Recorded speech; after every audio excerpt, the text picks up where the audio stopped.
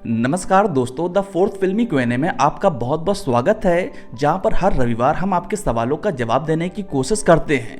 दोस्तों, अगले क्यूएनए में आपके क्या सवाल होंगे आप इसी वीडियो के कमेंट सेक्शन में ज़रूर मेंशन करिएगा। खैर चलिए वीडियो की शुरुआत करते हैं। और दोस्तों, आज का जो हमारा पहला सवाल है वो है रमीश हैदर खान साहब का। इनका क्वेश्चन ये है कि भाईजान जैम रवि सर ने अपना नाम रवि मोहन क्यों रखा है।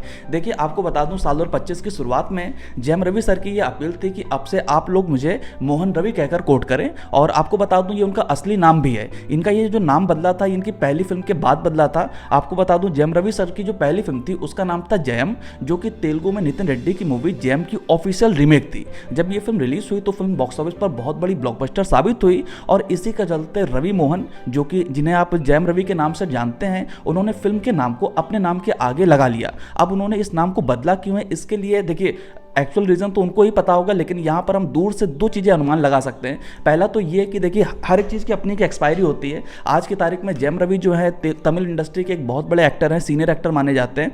तो अब उनको शायद लगा होगा कि क्यों ना अपने रियल नाम को आगे बढ़ाया जाए और उस नाम से अपनी पहचान बनाई जाए। आई नो उनकी पहचान तो है, लेकिन इस नाम में ये जो मोहन रवि नाम है, इसमें एक भाव भी है। भाव ये है कि उनके पिता का नाम है। उनके पिता मोहन जी मतलब तमिल इंडस्ट्री के एक नामी एडिटर रहे। उसके बाद उनके भाई हैं मोहन राजा, जो कि तमिल इंडस्ट्री के बहुत बड़े डायरेक्टर रहे।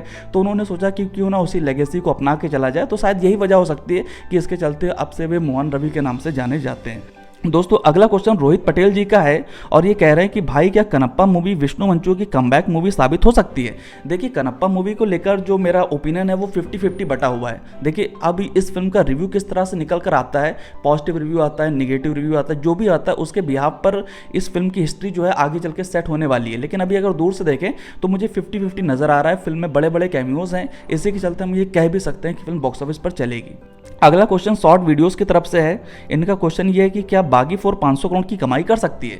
देखिए, टाइगर श्रॉफ का मार्केट तो इन दिनों काफ़ी डाउन चल रहा है, लेकिन हमें ये मानना होगा कि भाई टाइगर श्रॉफ जो हैं और उनकी जो बागी सीरीज़ है उसकी मासेस के बीच में अपनी एक फॉलोइंग है। और मास ऑडियंस जो है उनको इस चीज़ से फ़र्क नहीं पड़ता कि इस एक्टर की पिछली फिल्में चली हैं नहीं चली हैं, इस एक्टर का मार्केट कैसा चला, उस चीज़ से फ़र्क नहीं पड़ता। बागी नाम जैसे ही वो देखेंगे तो डेफिनेटली ऑडियंस थिएटर पहुँचेगी। और मुझे ऐसा लगता है कि ये फिल्म 250-200 करोड़ के बीच की कमाई करके एक सक्सेसफुल वेंचर साबित होगी। अगला क्वेश्चन अपने सुनील सोनी जी का है। उनका क्वेश्चन ये है कि टॉक्सिक 1000 करोड़ कमा सकती है क्या। आपको क्या लगता है, अगली वीडियो में जवाब दीजिएगा प्लीज। बिल्कुल, मैं आपका जवाब लेकर हाजिर हूं। देखिए, टॉक्सिक जो है यस की अगली फिल्म है केजीएफ चैप्टर 2 के बाद, इसलिए इस फिल्म को लेकर एक्साइटमेंट तो सबकी हाई है। लेकिन अगर मैं अपना ओपिनियन दूं तो अभी जब इसका यस के बर्थडे वाले दिन इस फिल्म का जो एक ग्लिम्स निकल कर आया, वो ग्लिम्स मुझे बिल्कुल भी पसंद नहीं आया। बिल्कुल मतलब 1% भी पसंद नहीं आया। मुझे नहीं लगता कि मेकर्स को उस वीडियो को रिलीज करना चाहिए था। उसको रिलीज करके कहीं ना कहीं फिल्म की हाइप थोड़ी कम हुई है। और ये जो 1000 करोड़ की बात है, ये मुझे फिलहाल अभी नहीं लग रहा। मुझे ये 500-600 करोड़ वाली फिल्म मालूम पड़ रही है। बाकी जो होगा आप देखा जाएगा। हो सकता है यस के फैंस इस चीज़ पर मुझे काफ़ी क्रिटिसाइज़ भी करें, लेकिन ये सिर्फ मेरा ओपिनियन है। आप कमेंट सेक्शन में अपना ओपिनियन भी दे सकते हैं।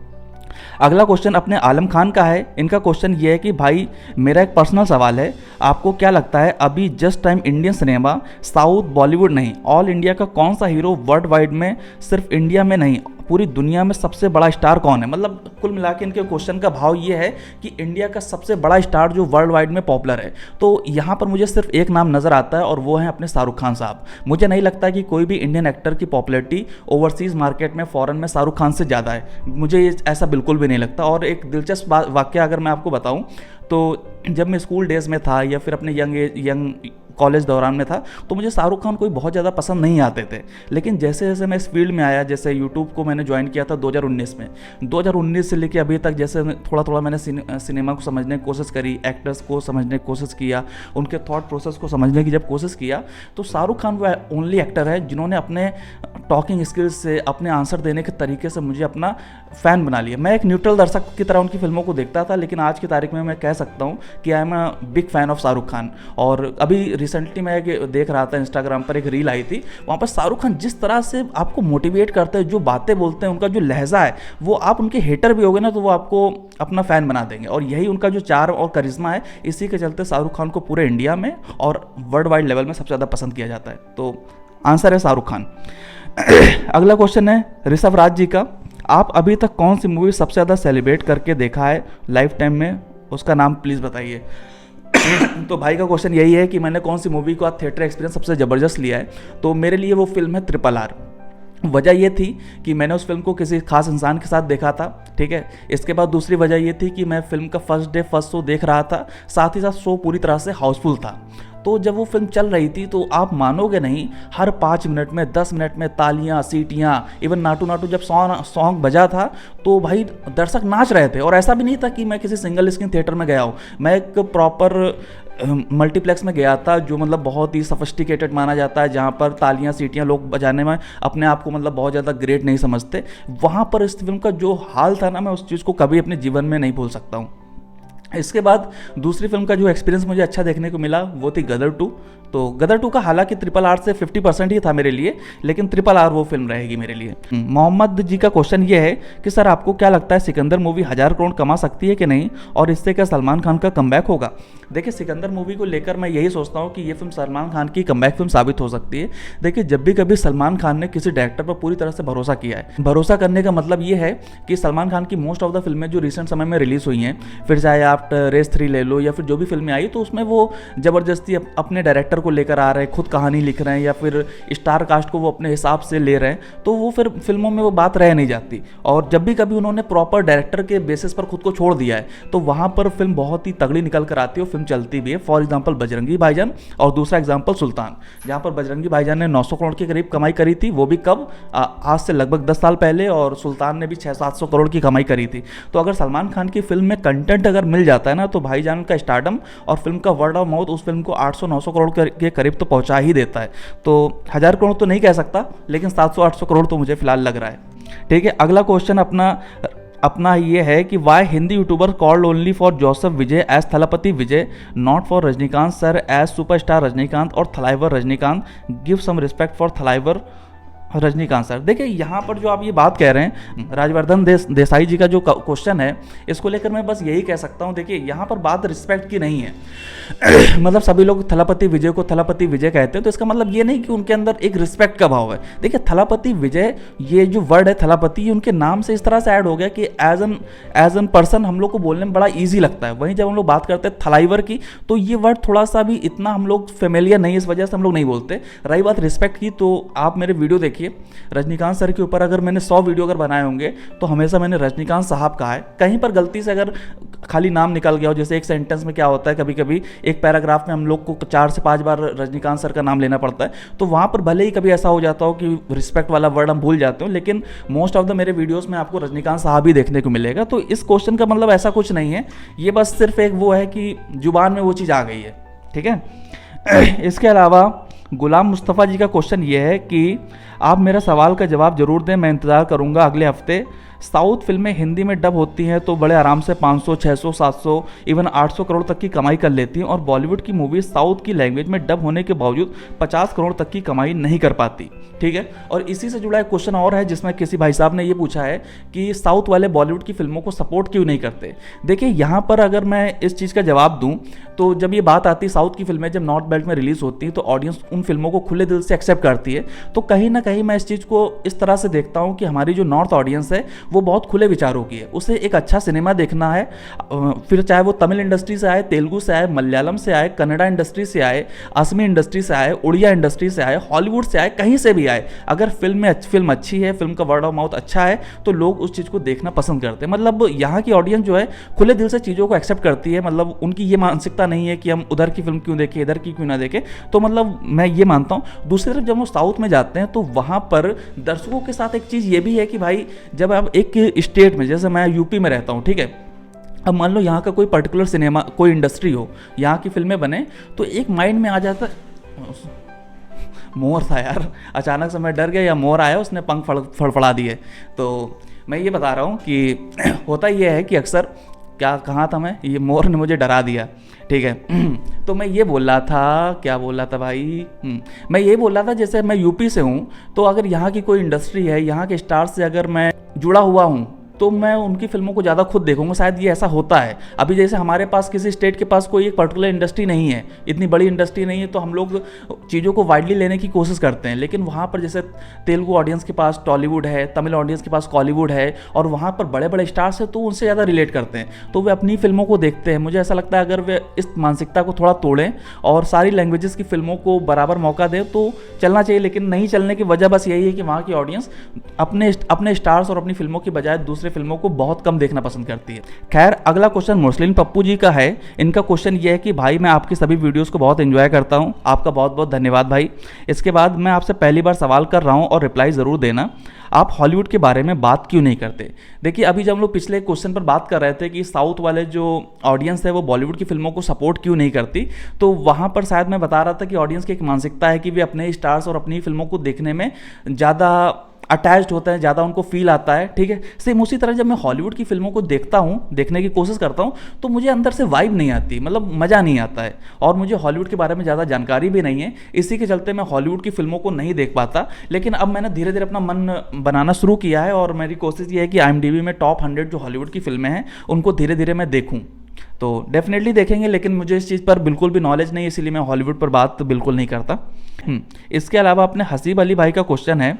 उनका क्वेश्चन ये है कि भाई मेरा ये सवाल ज़रूर जवाब देना कि मलयालम मूवी जोसेफ हिंदी में आएगी या नहीं। देखिए, जोसेफ जो है मलयालम इंडस्ट्री की एक अच्छी मूवी है जिसका हिंदी में इंतज़ार सभी दर्शक कर रहे होंगे, लेकिन वो मूवी हिंदी में नहीं आएगी। उसकी वजह ये है क्योंकि उसके Hindi dubbing rights, Hindi remake rights already बिक चुके हैं, जो कि सनी देओल के पास हैं, और सनी देओल उस फिल्म की ऑलमोस्ट 90% शूटिंग कर चुके हैं।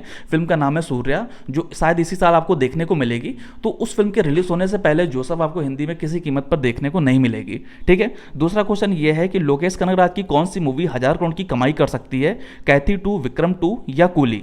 देखिए, कैथी 2 को लेकर मेरा ये मानना है कि कैथी 2 का जो बॉक्स ऑफिस है वो 500-600 करोड़ के अराउंड रहने वाला है। इसके अलावा हाँ, विक्रम 2 और जो कूली जो ये फिल्में हैं, अभी भी मैं इनको ये नहीं मान रहा कि 1000 करोड़ तक जाएंगी, लेकिन फिर भी मैं ये मान रहा हूँ कि 800-900 करोड़ के करीब ये फिल्में जा सकती, 700-800 करोड़ के करीब। तो अगर एक चूज़ करना हो तो मेरे लिए वो फिल्म होगी विक्रम 2, क्योंकि तमिल ऑडियंस तो उस फिल्म को सपोर्ट करेगी ही करेगी, लेकिन साथ ही साथ उसकी एक वैल्यू बन चुकी है। तो मुझे ऐसा लगता है कि उस फिल्म का बॉक्स ऑफिस बहुत ज़्यादा होने वाला है। ठीक है। इसमें दीपाली बोरे जी का क्वेश्चन ये है कि सर छावा मूवी कितना कमाई कर सकती है? देखिए, छावा मूवी जो है उस फिल्म को देखकर मुझे प्रॉपर तानाजी वाली वाइब्स आ रही है। तो मैं समझता हूँ कि जितना तानाजी मूवी ने कमाई करी थी, लगभग उतनी कमाई छावा मूवी कर सकती है, जो मेरे अराउंड से 300, 350, 400 करोड़ के करीब होगी। ठीक है। इसके बाद अपने मुतुल राहुल जी का क्वेश्चन ये है कि कैथी 2 कब तक आ सकती है भैया? All time favourite thriller movie कौन सी है साउथ में और बॉलीवुड में? देखिए, आप थ्रिलर की बात कर रहे हैं तो देखिए थ्रिलर बहुत सारे होता है, मर्डर मिस्ट्री, सस्पेंस थ्रिलर, तो मैं इस जॉनर को ही पूरा एक तरह से लेके चल रहा हूँ। तो मेरे लिए अगर आप थ्रिलर फिल्म की बात करेंगे तो बॉलीवुड में फिल्म होगी अ वेडनेसडे, और साउथ की तो देखिए आपने खुद ही नाम ले लिया कैथी 2। कैथी 2 मुझे बहुत ज़्यादा पसंद है, उसने मुझे बहुत ज़्यादा एंगेज करके रखा था। तो बॉलीवुड में मैं जाना चाहूँगा वेडनेसडे के साथ, और साउथ में जाना चाहूँगा कैथी के साथ। ठीक है। इसके बाद अपने शशि कुमार जी का क्वेश्चन ये है कि ब्रदर मलयालम इंडस्ट्री की पहली 500 करोड़ वाली फिल्म कौन सी होगी? देखिए, मलयालम इंडस्ट्री ने 2024-2023 में जिस तरह से बाउंस बैक किया है ना, वो इंडस्ट्री अब बहुत तेज़ी में ग्रोथ करने वाली है और कर भी रही है। आपने देखा कि अभी ये जो मूवी आई थी मार्को को हिंदी बेल्ट में अच्छा खासा सपोर्ट मिला।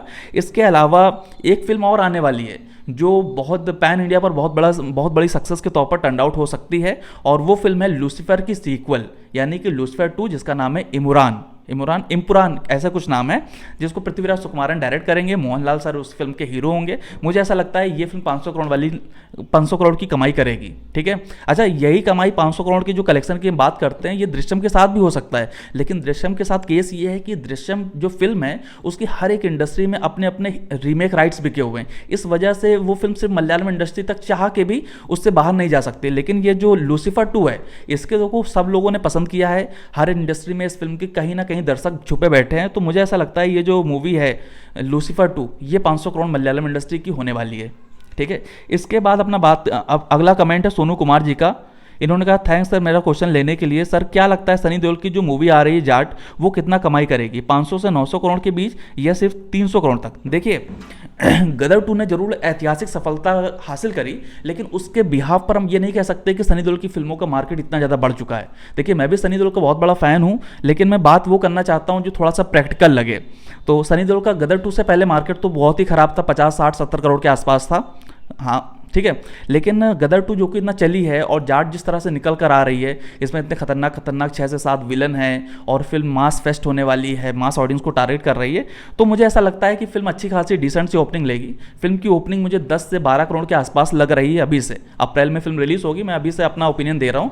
फिल्म का जो नेट कलेक्शन की जो ओपनिंग है वो मुझे 10 से 12 करोड़ के बीच की लग रही है और मुझे ऐसा लग रहा है कि ये फिल्म 150 करोड़ के अराउंड जानी चाहिए, 100 से 150 करोड़ के बीच जाएगी और यकीन मानिए अगर इतना भी जाती है तो फिल्म सक्सेसफुल वेंचर रहेगी। ठीक है, अगला क्वेश्चन यशवंत भाई जी का है। इनका क्वेश्चन है कि भाई आपको अल्लू अर्जुन और एटली कुमार के साथ जो कोलैबोरेशन होने वाला था वो आएगा कि नहीं? देखिए हाँ, जवान के बाद ये न्यूज़ बहुत ज़्यादा ट्रेंड हो रही थी कि एटली कुमार अब अल्लू अर्जुन के साथ कोलैब करेंगे, लेकिन उसके बाद एक चीज़ और निकल कर आई कि एटली कुमार जिस तरह की फीस मांग रहे थे, वो जो अल्लू अर्जुन का जो प्रोडक्शन हाउस था वो उस चीज़ को देने के लिए साफ इनकार कर रहा था और ये फीस को लेकर थोड़ा सा मतभेद हुआ था, जिसके चलते ये जो प्रोजेक्ट है ये अब नहीं बनेगा। अभी तो फिलहाल इस चीज़ की कोई भी रिपोर्ट निकल कर नहीं आ रही है। एटली कुमार अपने अगले प्रोजेक्ट की तरफ बढ़ चुके हैं जो कि सलमान खान और कमल हसन या फिर सलमान खान और रजनीकांत के साथ होगा, जिसको डायरेक्ट करेंगे एटली कुमार। तो ये जो अल्लू अर्जुन वाला जो कोलैबोरेशन था ये फिलहाल तो आप इससे समझिए कि अभी तो नहीं हो रहा, आगे किसी तरह से होता है तो उस पर बात की जाएगी।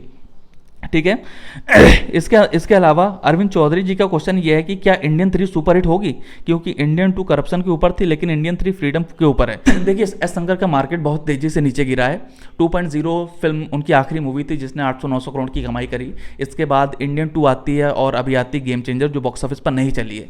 तो देखिए इंडियन 3 को लेकर तो पहले से ही फिल्म के प्रोडक्शन हाउस और फिल्म के डायरेक्टर के बीच विवाद चल रहा है। लाइका प्रोडक्शन ने पूरी कोशिश करी थी कि उनकी जो मूवी है गेम चेंजर वो तमिलनाडु में रिलीज ना हो, लेकिन उसको कोर्ट की तरफ से मिल गया था कि हाँ फिल्म रिलीज होगी, तो वो रिलीज हो गई है। ठीक है, तो यहाँ पर फिल्म के प्रोड्यूसर और डायरेक्टर के बीच ऑलरेडी ही तालमेल बैठ नहीं रहा है, तो इसका मतलब ये है कि कहीं ना कहीं कंटेंट में एस शंकर भी खुश नहीं है और उधर प्रोडक्शन हाउस वाले भी खुश नहीं है। तो मुझे नहीं लगता कि इस फिल्म का कुछ हो सकता है और ये फिल्म शायद OTT पर जा सकती है, ऐसा लग रहा है मुझे। इसके अलावा एस शंकर साहब अब थोड़ा सा कुछ करप्शन और ये सारी जो चीज़ें हैं विजिलेंटी टाइप की जो फिल्में हैं इससे थोड़ा हट के कुछ अलग चीज़ें प्रेजेंट करने की कोशिश करें तो आई थिंक वो ज़्यादा बेटर रहेगा, क्योंकि कहीं ना कहीं ऑडियंस देखिए गेम चेंजर के साथ भी यही हुआ और बाकी फिल्मों के साथ भी यही हो रहा है कि एस शंकर की चीज़ों में ऐसा लग रहा है सारी चीज़ें मैंने देखा हुआ है, तो ये चीज़ थोड़ा उनके लिए ड्रॉबैक के तौर पर काम कर रहा है। तो मैं समझूंगा कि एस शंकर कोई अलग ही थीम लेकर आए तो वो ज़्यादा बेटर होगा। दोस्तों अगला कमेंट नॉलेज जी का है। इनका क्वेश्चन ये है कि मैथिली फिल्म ग्रो क्यों नहीं कर रही, इस पर आप क्या सोचते हैं? देखिए मैथिली इंडस्ट्री के ऊपर मैंने ऑलरेडी एक वीडियो बनाया है जहां पर मैंने कोशिश करी थी कि मैथिली इंडस्ट्री और भोजपुरी सिनेमा जो है इन दोनों चीज़ों को जो लोग मर्ज कर देते हैं उसको मैंने एक तरह से डिफ्रेंशिएट करने की कोशिश करी थी। इवन एक वीडियो भी बनाया था जहाँ पर मैंने मैथिली के बहुत ही अच्छे सुंदर सुंदर गानों को बताने की कोशिश करी थी। मैथिली इंडस्ट्री एक ऐसी इंडस्ट्री है जो अपनी संस्कृति कल्चर बिहार के कल्चर को बहुत अच्छे से आगे लेकर चल रही है, लेकिन मैथिली इंडस्ट्री एक थोड़ा सीमित दायरे में रह जाती है। वहीं भोजपुरी इंडस्ट्री ने पूरे बिहार पर वर्चस्व एक तरह से बना लिया है, तो कहीं ना कहीं वो उसको ओवर शैडो कर देती है। बाहर से जो लोग देखते भी हैं तो उनको ऐसा लगता है कि यार भोजपुरी इंडस्ट्री है, और भोजपुरी इंडस्ट्री की बदनामी आप जानते हो, उसके चक्कर में मैथिली सिनेमा कहीं ना कहीं बदनाम हो रहा है। और जब जो मैथिली मेकर्स भी हैं अच्छा सिनेमा प्रेजेंट कर रहे हैं तो उनकी अच्छी फिल्मों को देखने की बजाय ये भोजपुरी इंडस्ट्री के जो बड़े बड़े स्टार्स हैं उनकी फिल्मों को देखना पसंद करते हैं, तो उनकी फिल्मों को एक तरह से बिजनेस भी नहीं मिल रहा और रिकॉग्निशन भी नहीं मिल रही, तो इसी वजह से ये इंडस्ट्री कहीं ना कहीं दबती जा रही है। हालांकि अभी जैक्सन हॉल्ट करके एक मूवी आई थी, वो एक बहुत अच्छी कोशिश थी, तो मुझे ऐसा लगता है इस तरह की कोशिश करती रहनी चाहिए और ज़रूर मतलब इंडस्ट्री कुछ आगे करेगी। अगर कुछ अच्छा निकल के आता है तो हम ज़रूर उस पर बात करेंगे। ठीक है, अगला क्वेश्चन फिल्मी चैनल का है। उनका क्वेश्चन ये है कि सनी देओल की नक्शा मूवी आपको कैसी लगी थी, रेट्रो रिव्यू कीजिए। देखिए सनी देओल की नक्शा जो मूवी आई थी वो एक हॉलीवुड की फिल्म की रीमेक थी। रीमेक नहीं कह सकते तो अडॉप्टेशन तो बिल्कुल कह सकते हैं। तो उसको देखकर देखिए मुझे याद है जब उस मूवी का पहली बार मैंने ट्रेलर देखा था, रक्षाबंधन का दिन था, मैं अपने नानी के घर जा रहा था, तब मैंने उस मूवी का ट्रेलर देखा था। बहुत छोटा था मैं, तो मूवी मुझे अच्छी लगी थी। टीवी पर मैंने उसको बहुत इन्जॉय किया है, तो मूवी मुझे अच्छी लगी थी, लेकिन फिल्म बॉक्स ऑफिस पर नहीं चली थी। अगला क्वेश्चन अपने वाली नोमानी जी का है। भाई गोट यानी कि the greatest of all time को इतना क्रिटिसिज्म क्यों मिला? यूट्यूब में थिएटर में गया था तो सो हाउसफुल था, लेकिन यूट्यूब पर बहुत क्रिटिसाइज़ किया गया। देखिए द गोट को क्रिटिसिज्म इसलिए मिला क्योंकि फिल्म से एक्सपेक्टेशन लोगों को कुछ और थी। उस फिल्म को प्रमोट किया जा रहा था कि भाई ये साइंस फिक्सन है, साइंस फिक्सन है, साइंस फिक्सन है, ये बोल के उसको प्रमोट किया जा रहा था। तो लोगों को ये भी लगा था कि भाई डायरेक्टर की पिछली फिल्म मनाडू, वहाँ पर जो टाइम लूप वाला कॉन्सेप्ट था, शायद कुछ टाइम ट्रैवल, टाइम लूप ऐसा कुछ कॉन्सेप्ट निकल कर आएगा। इवन जो थंबनेल इवन जो पोस्टर भी निकल कर आ रहे थे वो कहीं ना कहीं टाइम ट्रैवल की तरफ हमारा ध्यान लेकर जा रहे थे। तो लोगों ने एक्सपेक्टेशन लगा रखी थी कि वेंकट प्रभु में थलापति विजय तो कुछ बड़ा धमाका होगा, लेकिन वो एक तरह से डबल रोल वाली फिल्म थी। फिल्म के लास्ट में क्लोन कॉन्सेप्ट जरूर था, लेकिन वो एकदम लास्ट में था, तो उस चीज़ से लोग ज़्यादा रिलेट भी नहीं कर पाए, उनको ज़्यादा मज़ा भी नहीं आया। इस वजह से फिल्म को क्रिटिसाइज़ किया गया था, मुझे ऐसा लगता है। और लेकिन फिल्म ठीक ठाक कमाई कर गई थी। खैर, अगला क्वेश्चन प्रांजल जी का है। इनका कमेंट यह है कि साहो मूवी आपको कैसी लगी थी और फौजी मूवी से आपकी क्या एक्सपेक्टेशन है। दोस्तों, साहो मूवी को लेकर अगर मैं अपना ओपिनियन दूं तो साहो मुझे ठीक ठाक वन टाइम वॉच लगी थी। और उसके बाद से फिल्म के डायरेक्टर सुजीत की वो फिल्म थी, तो फिल्म बहुत ज़्यादा अच्छा परफॉर्म नहीं कर पाई थी, लेकिन हिंदी बेल्ट में उस फिल्म ने प्रभास की फेस वैल्यू के दम पर अच्छी खासी कमाई करी थी। लेकिन उसके बाद से अभी तक गौरतलब ये है कि सुजीत जी की कोई भी फिल्म हमें देखने को नहीं मिली। अभी वो पवन कल्याण के साथ एक मूवी लेकर आ रहे हैं, तो देखते हैं डायरेक्टर साहब का कमबैक कैसा रहेगा। लेकिन मुझे साहो मुझे एक ठीक ठाक वन टाइम वॉच फिल्म लगी थी। और फौजी मूवी को लेकर क्या एक्सपेक्टेशन है? देखिए, फौजी मूवी को लेकर मेरी एक्सपेक्टेशन बहुत ज़्यादा है। अगर मैं आपसे ये कहूँ कि स्पिरिट और ये सलार 2, स्पिरिट को थोड़ा साइड में रख दें, लेकिन सलार 2 से ज़्यादा मेरा जो इंतज़ार है वो मेरा फौजी मूवी के लिए रहेगा। उसकी वजह है फिल्म के डायरेक्टर हनु राघव पुड़ी की जो मूवी आई थी सीतारामम, मुझे बहुत ज़्यादा अच्छी लगी थी। मतलब आज की तारीख में अगर आप मेरी फेवरेट रोमांटिक फिल्मों की बात करें तो 96 और इसके बाद सीतारामम, ये दो फिल्में जिनका इम्पैक्ट मेरी लाइफ से कभी जा नहीं सकता। तो मैं फिल्म के डायरेक्टर की वजह से और प्रभास के कोलैबोरेशन के चलते मैं बहुत ज़्यादा एक्साइटेड हूँ इस फिल्म को लेकर। इसके अलावा रवि किशन जी का क्वेश्चन ये है कि क्या PK2 सच में कभी बनेगी? मुझे नहीं लगता PK2 कभी बनेगी। वो PK जो पहली मूवी थी वो उस समय तो चल गई थी, शायद अगर आज वो मूवी रिलीज़ होती तो उस फिल्म को दर्शक चलने नहीं देते। और उस फिल्म के जो आइडियाज़ थे, कॉन्सेप्ट थे, वो लगभग PK और OMG में यूज़ कर लिए गए। तो मुझे ऐसा नहीं लग रहा कि PK2 हाल फिलहाल में बनने वाली है। और ऐसी कोई अपडेट भी निकल कर नहीं आई। रणवीर कपूर जरूर हमें थोड़े से ग्लिम्स में दिखे थे, लेकिन कोई अपडेट नहीं है। मुझे नहीं लगता ये फिल्म बनेगी। इसके अलावा सुदीप पात्रा जी का क्वेश्चन ये है कि मैं आपका ओल्ड व्यूवर हूँ, प्लीज़ मेरा क्वेश्चन लीजिएगा। आपने बंगाली मूवी कौन सी देखी? हाँ, बंगाली मूवी देखी। अभी ये जो एक मूवी आई थी चंगेज़ जीत की, तो उस मूवी को मैंने देखा था। और इसके अलावा मैंने यहाँ पर एक पोस्टर लगा रखा है, शायद आपको दिख रहा हो, ऊपर लगा है अमेजन ओबिजान, वो मूवी मैंने देखी थी। और इस मूवी के 1-2 पार्ट भी हैं, लेकिन वो पार्ट अभी मैं देख नहीं पाया हूँ, देखूंगा। और बंगाली फिल्में देखिए, वो शुरू से उन फिल्मों का इम्पैक्ट रहा है, लेकिन दुर्भाग्य ये रहा है कि बंगाली फिल्में ज़्यादा देखने को नहीं मिली। आप सजेस्ट करिएगा तो मैं ज़रूर उनको देखूंगा। इसके अलावा वली नोमानी जी का कमेंट ये है कि थलापति 70 की स्पेकुलेशन लगने लगी है, लियो 2 या फिर गोट वर्सेस ओजी, क्या होगा? देखिए, थलापति 70 में गोट वर्सेस ओजी तो किसी कीमत पर नहीं हो सकती, क्योंकि उस फिल्म को लेकर अभी ज़्यादा कुछ मार्केट में हाइप है नहीं जो एक सीक्वल फिल्म को होना चाहिए। ठीक है, लियो 2 को लेकर हाँ हम चर्चाएं सुनते हैं कि हाँ लियो 2 बनेगी, लोकेश कनगराज बनाएंगे। लेकिन लोकेश कनगराज के पास इस समय कूली 2, विक्रम 2, कैथी और इस तरह के प्रोजेक्ट हैं। तो लियो 2 अभी हाल फिलहाल में हमें बनती हुई नज़र नहीं आ रही है। तो इन दोनों फिल्मों में से कोई भी थलापति 70 के तौर पर टर्न आउट तो नहीं होगी। कोई अगर होती है तो अच्छी बात होगी, लेकिन फिलहाल मुझे ऐसा लग रहा है थलापति 69 ही उनकी कुछ समय के लिए आखिरी फिल्म होगी। दोस्तों, अगला कमेंट है एमी क्रिएटर का। Sir, my question is about PVCU universe and it's upcoming next lineup. Would PVCU create more profitable and successful universe than Stree universe? Please explain lineup of PVCU line by line and about Adhira movie.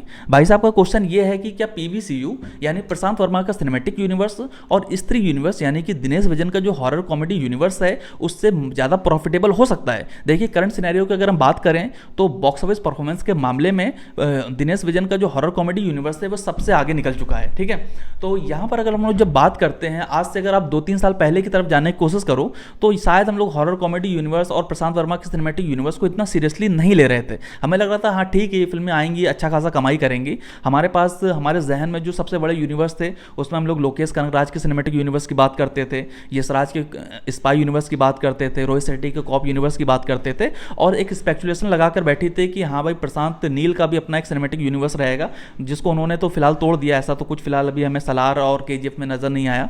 तो कुल मिला के हमारे पास गिनती की यही जो 3-4 universe हैं यही हैं। तो इसमें से अगर मैं बताऊं तो फिलहाल मेरे लिए अगर स्त्री यूनिवर्स जो है वो PVCU से अभी थोड़ा सा बहुत आगे है। ठीक है, इसके अलावा अगर हम लोग देखने की कोशिश करें तो यशराज का जो यूनिवर्स है वहाँ पर लूप होल्स तो हैं, लेकिन अभी जो वॉर 2 आने वाली है या फिर इससे पहले जो पठान थी, तो इन फिल्मों ने काफ़ी अच्छी कमाई करके दिखाई है, तो वो भी बहुत अच्छे से स्टैंड कर रहा है।